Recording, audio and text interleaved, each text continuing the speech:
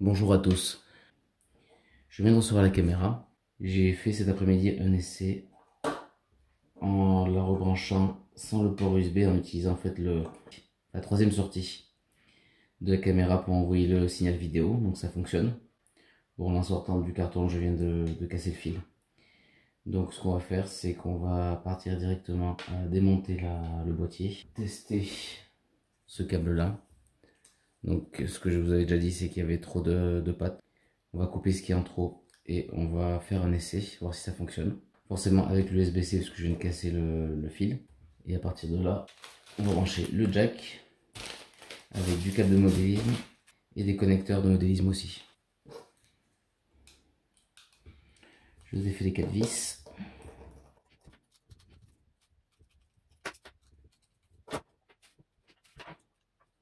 Je récupère la carte. Je vous ai fait le connecteur de la nappe. Donc j'ai défait le connecteur de la nappe, je garde ça. Je récupère la micro SD que j'insère. D'après la doc technique de chez Rode, les deux connexions se font entre ces deux pattes là. Donc je vais vérifier si j'ai une résistance.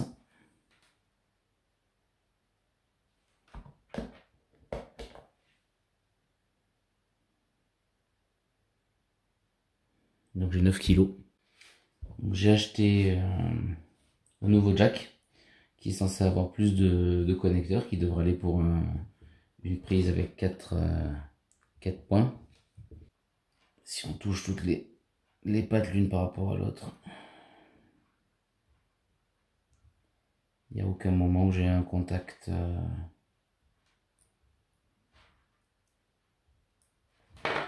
Donc je vais rester sur le montage précédent qui était avec la réduction de 4 pôles en 3 pôles de chez Rode. Donc c'est dans ce système là.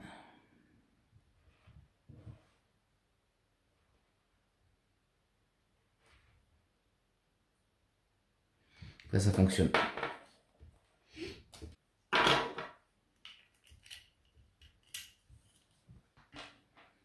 On va le monter.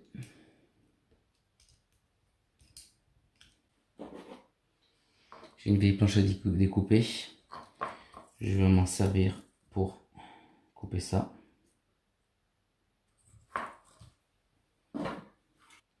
Bon, la caméra pas enregistrée.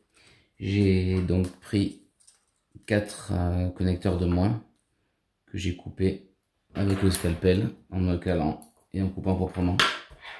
Maintenant je vais remonter la caméra.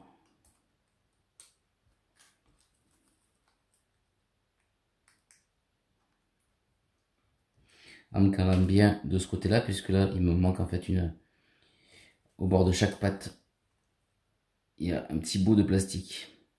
Et donc forcément il faut bien que je me cale du côté qui est entier pour avoir la meilleure connexion. Bon, mais je m'étais trompé. En fait, c'est pas la carte qui ne fonctionnait pas, c'était la caméra. La caméra qui avait un problème. Donc, apparemment, quand je mets la caméra sur la vieille carte, ça fonctionne. Je vais donc démonter le PCB de la caméra et le changer pour utiliser donc le support que j'avais usiné. Donc là, on voit que ça fonctionne avec la nappe coupée.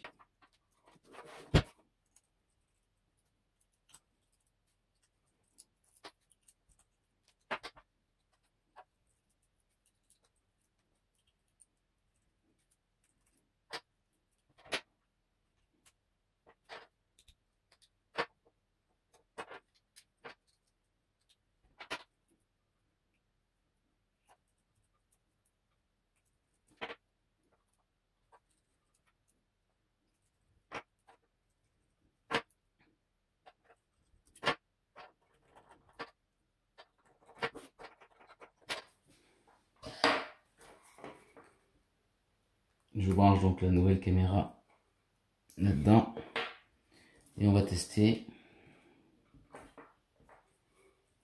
Ça fonctionne. Là, il n'y a pas la mise au point, mais c'est pas grave.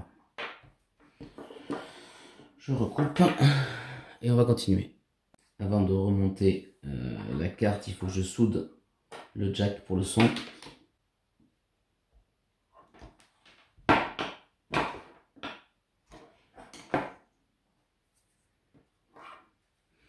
Donc là c'est soudé, je peux couper ma lumière.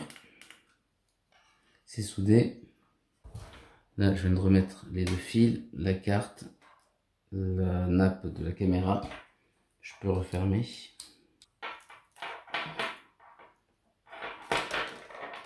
Là c'est un nouveau capot à l'arrière, donc il n'est pas pré-percé, c'est un peu plus dur.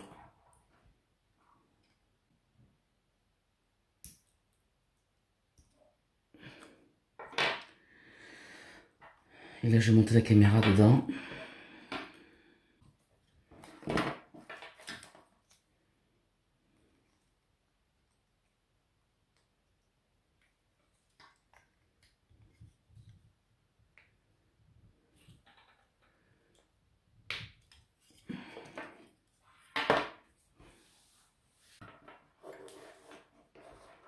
Donc là ça fonctionne.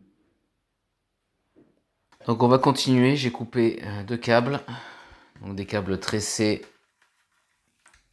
Il y a une longueur, une grande longueur, une petite longueur. Donc on va déjà découper,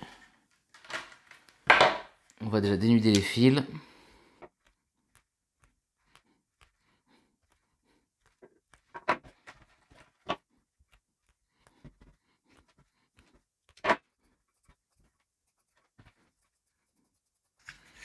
Je vais étamer les fils.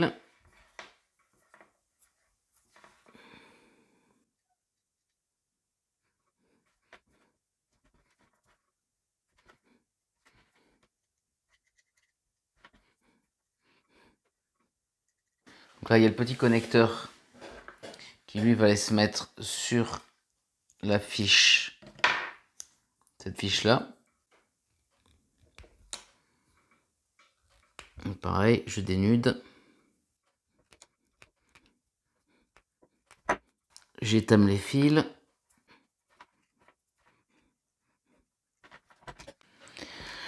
Donc là, il y a la partie extérieure. D'un côté, il y a la fiche qui, elle, se mettra et s'enlèvera.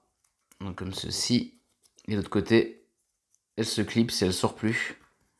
Donc je la mettrai au dernier moment. Donc là, j'ai monté ça. Vu la taille du fil, de toute manière, ça ne serrera pas. Ce sera pas suffisant, certainement. Donc je préfère toujours faire une petite soudure.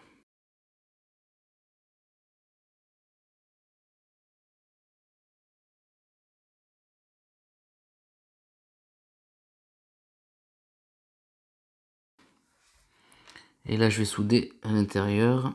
Clipser avec des pinces les que je soude, parce que là, c'est pas toujours pratique.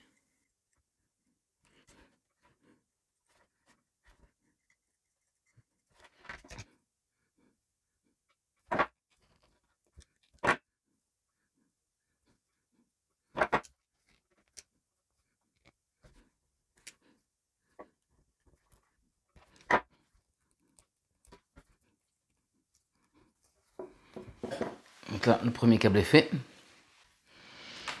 Je prends le grand câble. Il y aura le plus, il y aura le moins, il y aura le signal vidéo.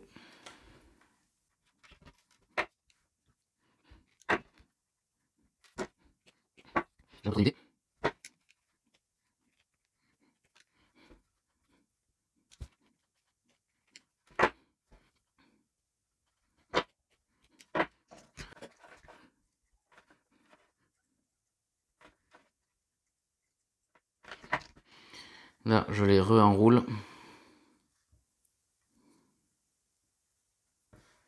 Et là, il faut que je fasse attention. Je l'enclipse, ce qui a un sens. Et je refais. Le câble se met comme ça, la petite languette vers le haut.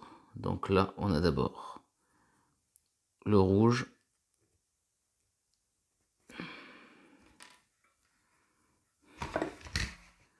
Il y a une petite goutte d'étain qui est venue gêner. Bon, après, si je me trompe, je peux encore les déclipser, les remettre, mais autant qu'à faire. Donc la petite languette qui est là, qui va sur le dessus, je dis une bêtise tout à l'heure, je crois.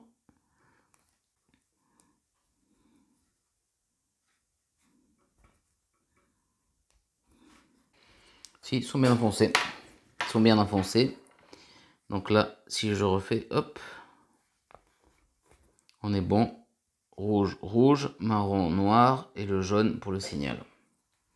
J'ai pris un nouveau câble qui était plus fin, donc qui est recoupé en plus petits morceaux ici, qui est un peu plus long. J'ai refait la même technique de découpe, donc rien à dire de particulier. Et je l'ai fixé là. Là, je vais mettre le petit support ici. Je récupère le câble qui est là, sans trop tirer dessus pour pas arracher.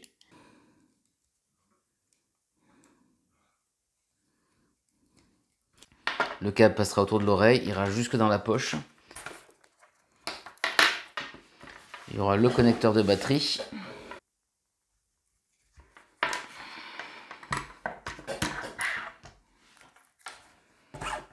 Donc là, je revérifie toujours. Le moins, c'est celui qui est la verticale.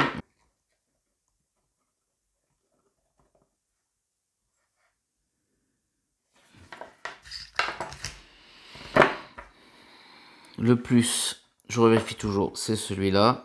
Par contre, on va retresser un peu.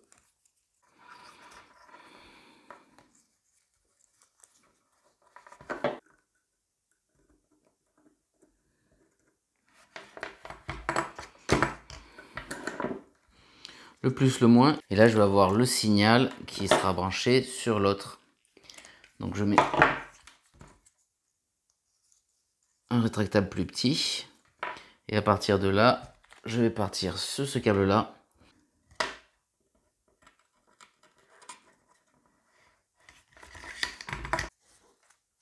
Ça va être comme ça. Et là, je vais recouper ici.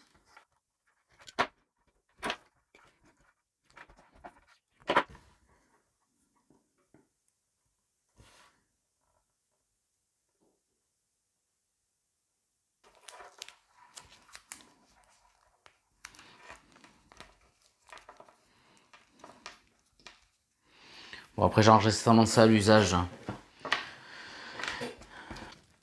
Et au final, j'ai plus qu'à brancher ces deux câbles sur le jack.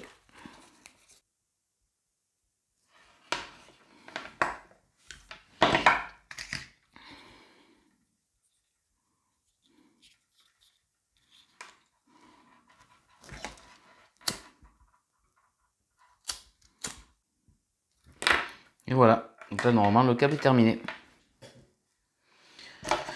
On va l'essayer de suite. Je branche le petit moniteur LCD. Il est en route. J'enlève le capuchon de la caméra. Et je branche. Ça démarre. Là, il faut que je règle un peu le focus. Je vais mettre la machine sur la tête.